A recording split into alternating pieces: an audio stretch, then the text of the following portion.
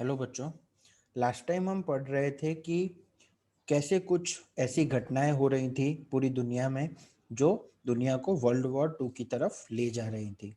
ठीक है, आज हम पढ़ेंगे कि वर्ल्ड वॉर टू कैसे स्टार्ट हुआ, स्टार्ट होने के बाद क्या क्या हुआ। ठीक है, वो सब चीज़ों के बारे में आज हम पढ़ेंगे। Hitler led the foundation of second world war.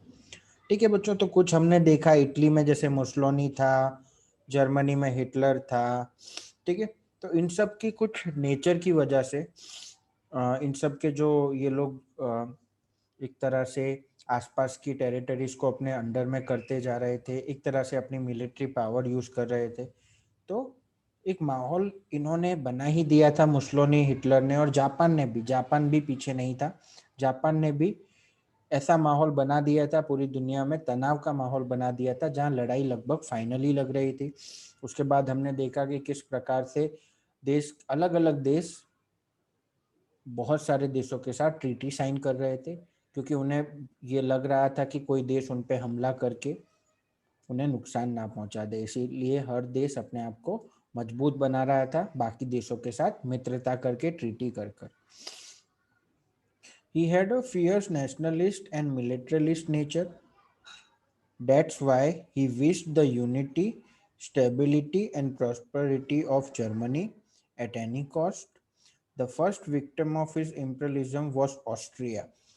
तो हिटलर ने सबसे पहले अपने गुस्से का शिकार बनाया ऑस्ट्रिया को। ऑस्ट्रिया एक यूरोपियन कंट्री है जो कि हंगरी देश का नाम आपने सुना होगा। ठीक है, वो इसी में से बना हुआ है। Along with German army, he entered Austria on 12 मार्च 1938। 12 मार्च 1938 को वो हिटलर अपनी आर्मी के साथ ऑस्ट्रिया में एंटर हुआ। On the very next day of Munich Convention, Germany had captured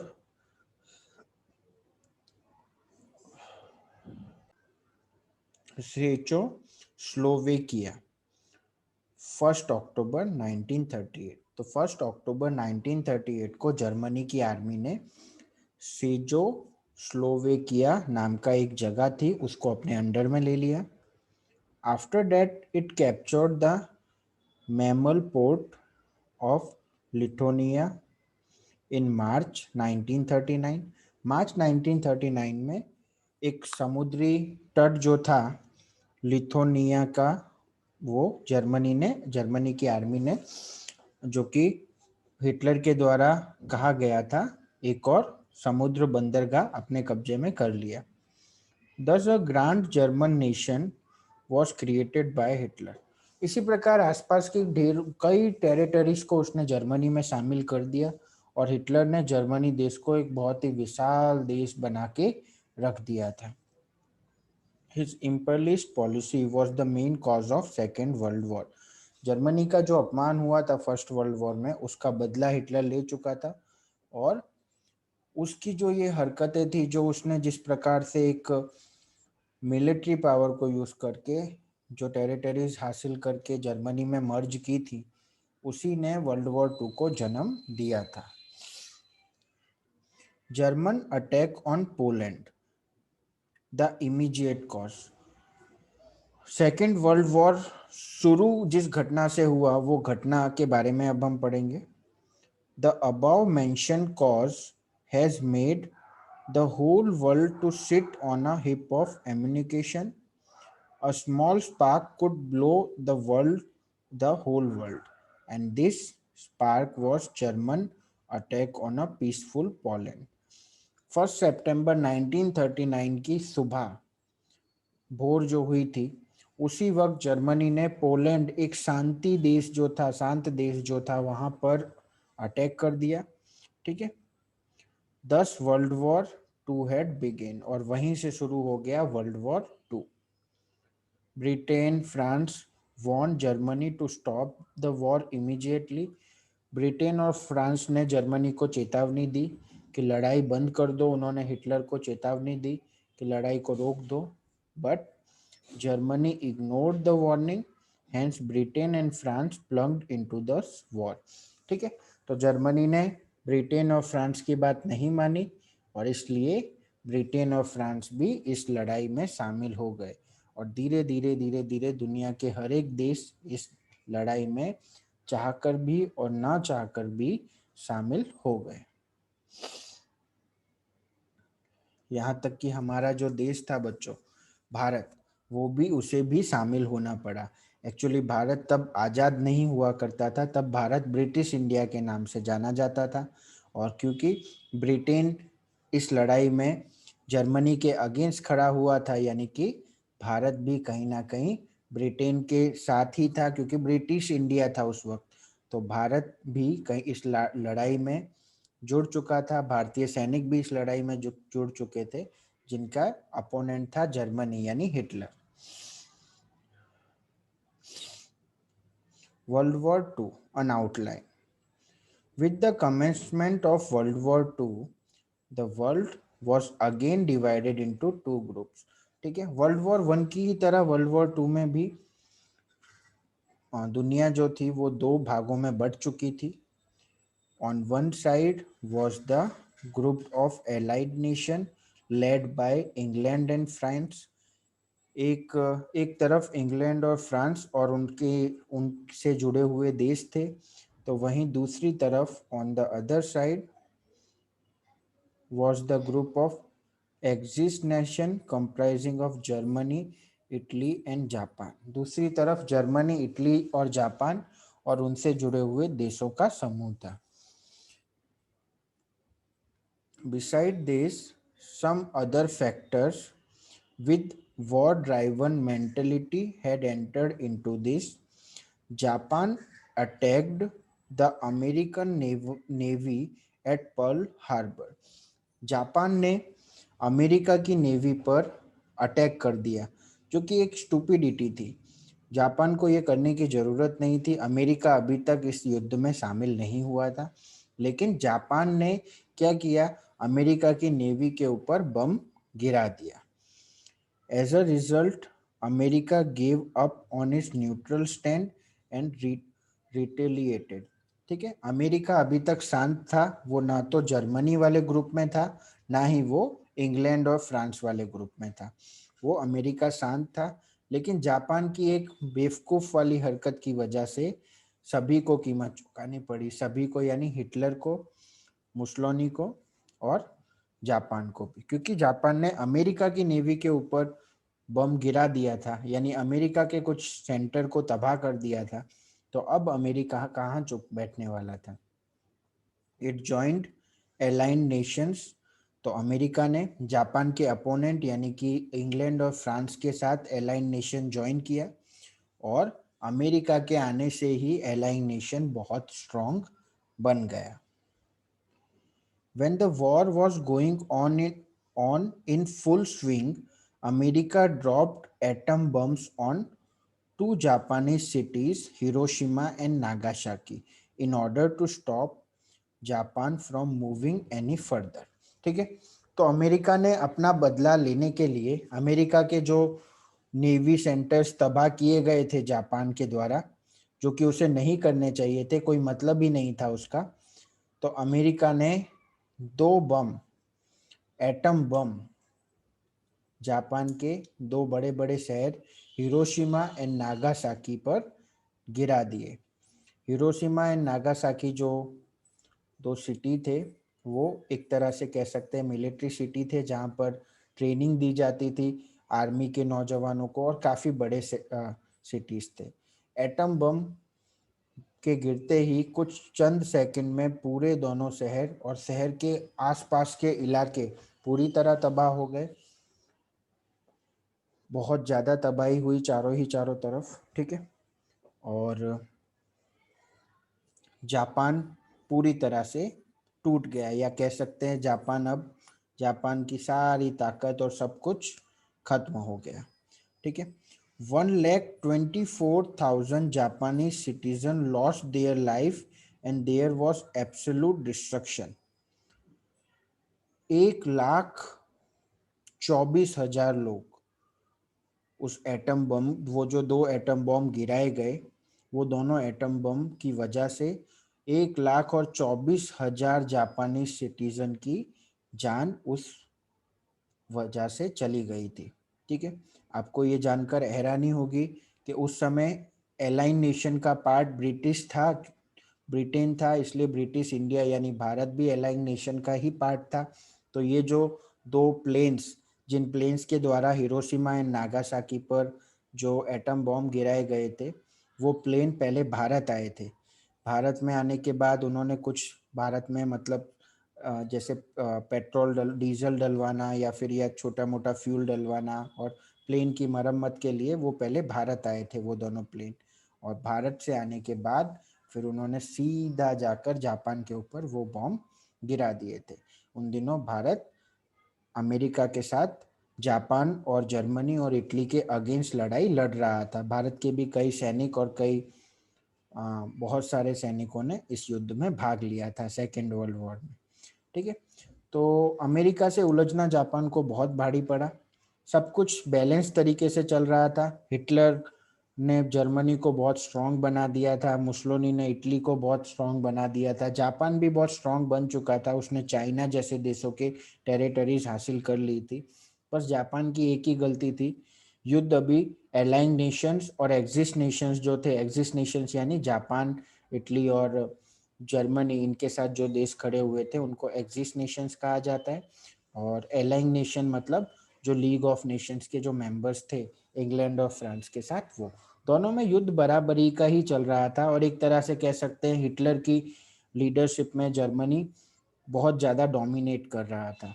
लेकिन जापान की गलती की वजह से जब अमेरिका युद्ध में कूद गया और अमेरिका युद्ध में आ गया, उसकी वजह से एलाइन नेशंस बहुत स्ट्रांग बन गए, जिसकी वजह से अमेरिका ने तुरंत, अमेरिका का जो एक नेवी सेंटर तबाह किया गया था जापान के द्वारा, अमेरिका बिल्कुल भी शांत नहीं रहना चाहता था और उसने हिरोशिमा एंड नागासाकी पर वो 2 बॉम्ब गिरा दिए।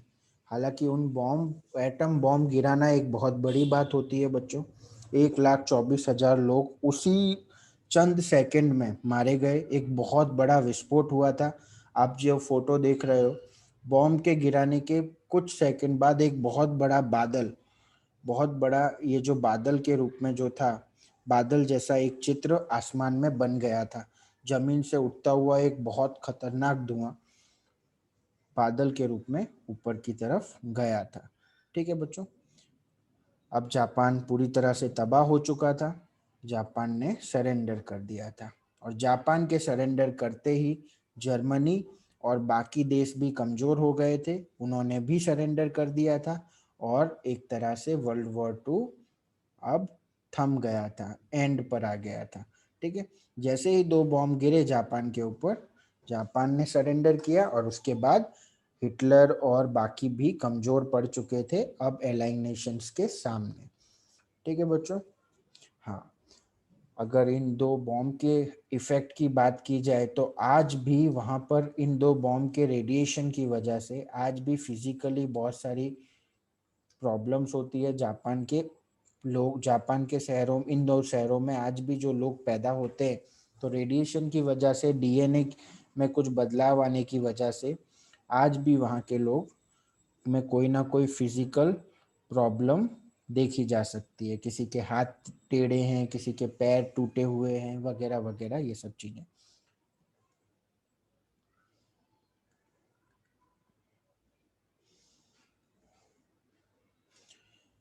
अगर हम बात करें इफेक्ट ऑफ वर्ल्ड वॉर 2 की, तो वर्ल्ड वॉर 2 और वर्ल्ड वॉर 1 के जो इफेक्ट्स थे वो तो कॉमन ही थे एक तरह से।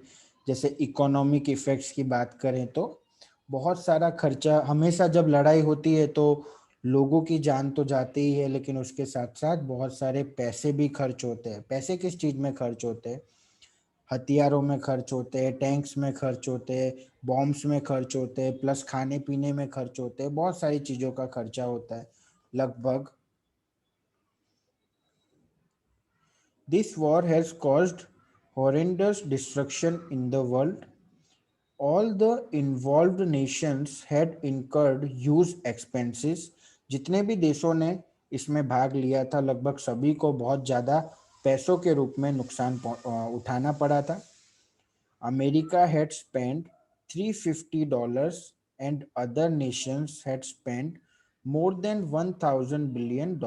अमेरिका ने लगभग $350 बिलियन और बाकी के सभी देशों ने लगभग 1,000 से ज्यादा बिलियन डॉलर्स इस पर खर्च किए थे। Property worth the same had been destroyed too, और लगभग न जाने कितने बिलियंस डॉलर्स की प्रॉपर्टी भी डिस्ट्रॉय हो गई थी। England lost its prosperity worth of 2,000 crore, and about Germany, one can't imagine. The nation of the world gave more importance to the production of arms and ammunition.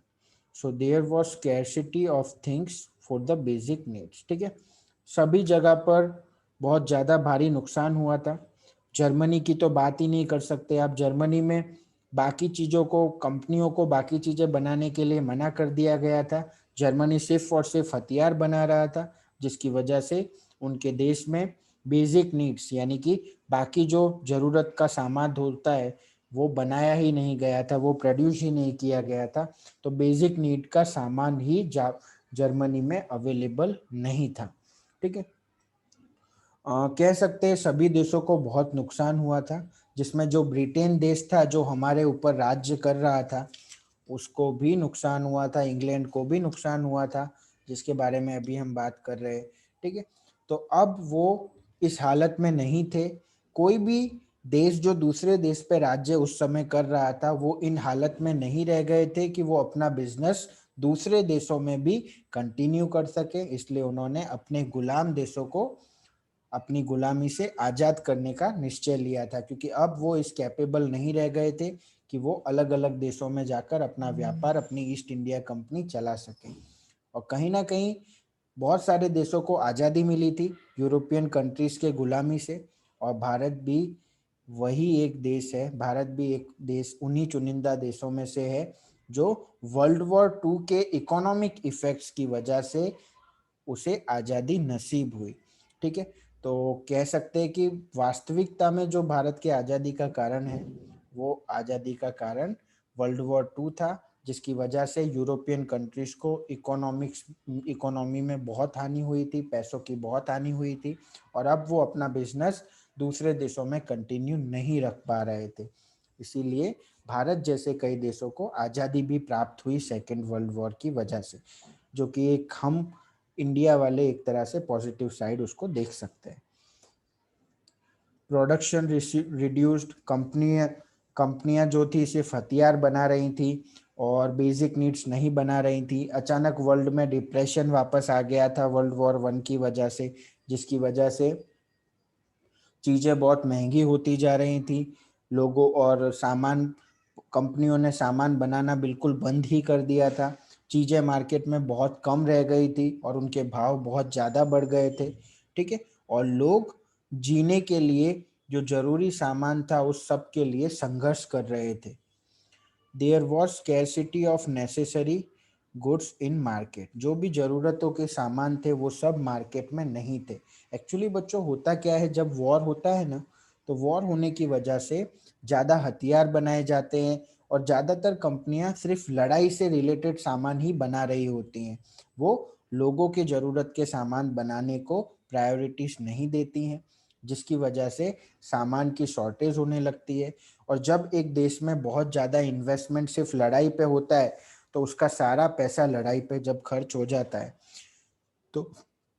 तो बाकी चीज़ों के लिए पैसा बचता ही नहीं है देश में, और धीरे धीरे मार्केट में से सारा सामान जो बना हुआ मैन्युफैक्चर हुआ होता है इंडस्ट्रीज का, वो सब लोगों के पास चला जाता है और बहुत कम सामान अब मार्केट में रह जाता है, जिसकी वजह से ज़रूरत का सामान लोगों तक नहीं पहुंच पाता है।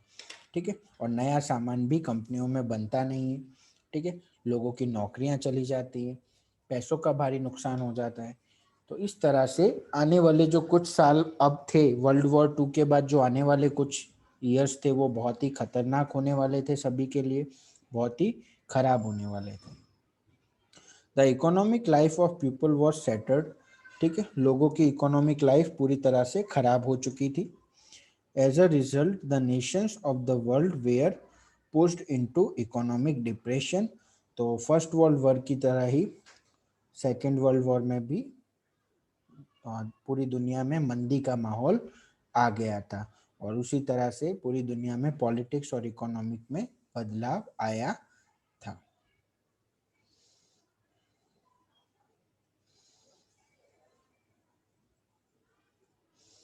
Communism in China. Many nations of the world were impressed by the way Russia has made a fast progress with its communist measures. With the Bolshevik Revolution 1970, China too was impressed. Japan had become weak after Second World War. Under these circumstances, its control over China had receded. Taking advantages of this, Mao Zedong established communist rule in 1949 at the end of revolution in China। ठीक है, तो जिस तरह से बच्चों हमने देखा था रशिया में एक कम्युनिस्ट आंदोलन हुआ था, बुलशेविक रेवोल्यूशन हुआ था, ठीक है, उसी प्रकार चाइना ने भी रशिया के बुलशेविक रेवोल्यूशन से प्रभावित होते हुए, ठीक है, वर्ल्ड वॉर टू के बाद अपने देश में कम्युनिस्ट रूल कायम कर लिया। कम्युनिस्ट रूल क्या होता है बच्चों? एक जाति जो पूरे देश में सबसे ऊंची जाति मानी जाती है और उसी जाति के लोग पूरे देश पर राज्य करते हैं, ठीक है, उसे कम्युनिस्ट रूल कहते हैं। फॉर एग्जाम्पल अगर भारत में कम्युनिस्ट रूल होता तो हिंदू धर्म को भारत में सबसे ऊंचा माना जाता, सबसे ताकतवर माना जाता, और भारत में फिर उन्हीं का, हिंदुओं का ही राज्य चलता। ठीक है, तो इसे कम्युनिस्ट रूल एक तरह से कहते हैं। इसको दूसरी तरह से भी समझा जा सकता है। The beginning of Cold War, long-term effect. After the World War II, the world was divided into two superpowers, that is America and Russia. ठीक है, वर्ल्ड वॉर टू के बाद देश, पूरी दुनिया के दो सबसे ताकतवर देश, जिसका एक का नाम था रशिया और एक का नाम था अमेरिका। ठीक है, तो पूरी दुनिया दो पार्ट में बट चुकी थी। ठीक है, और अमेरिका और रशिया के बीच भी तनाव आ चुका था। During the war both the nations were friend. लड़ाई जब युद्ध चल रहा था उस दौरान दोनों एक दूसरे के मित्र ही थे। But after the war differences of opinion between them went on increasing. लेकिन लड़ाई के बाद दोनों के जो ओपिनियंस थे, दोनों के जो विचार थे, वो अलग होने लगे, जिसकी वजह से उन दोनों के बीच में मतभेद आ गया। Thus, Democratic America and Communist Russia became mutually opposite group। और बाद में दोनों ही देश एक दूसरे के पॉलिसीज के खिलाफ हो गए। Other small nations of world joined these two groups according to their convenience। ठीक है, और बाकी छोटे छोटे जो कमजोर कमजोर देश थे या छोटे छोटे जो देश थे, उन्होंने कुछ ने अमेरिका को ज्वाइन करना शुरू कर दिया और कुछ ने रशिया को ज्वाइन करना शुरू कर दिया। The war of words and the war of ideologies that the both superpowers initiated in order to support or oppose each other's opinion created atmosphere of Cold War। ठीक है, दोनों ही देश एक दूसरे के खिलाफ विचारों के द्वारा, बातों के द्वारा और अलग अलग प्रेस कॉन्फ्रेंस के द्वारा, इन सब के द्वारा एक दूसरे को गलत बताते रहे। हालांकि किसी भी तरह का हथियार का इस्तेमाल नहीं हुआ, दोनों ही देश सिर्फ जुबान से लड़ रहे थे, इसलिए इसे कोल्ड वॉर कहा जाता है, जिसमें हथियार का बिल्कुल इस्तेमाल नहीं किया गया। दोनों ही देश एक दूसरे के खिलाफ थे। हालांकि दोनों देश समझते थे बच्चों कि दोनों ही देश बहुत ताकतवर है।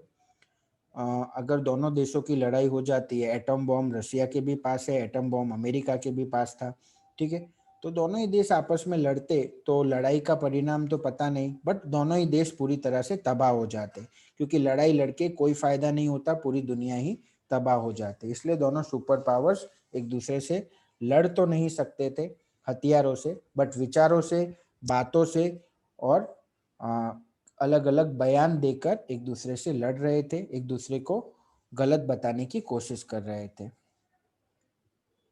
कई बार तो ये लगने लगा था कि थर्ड वॉर होने ही वाला है, बट क्योंकि दोनों देश समझदार थे और जानते थे थर्ड वर्ल्ड वॉर इन दोनों के बीच अगर होता है तो पूरी दुनिया तबाह हो जाएगी, लेकिन युद्ध का कोई परिणाम नहीं आएगा क्योंकि दोनों ही सुपर पावर्स है, बराबरी के देश हैं, इसलिए। ठीक है बच्चों।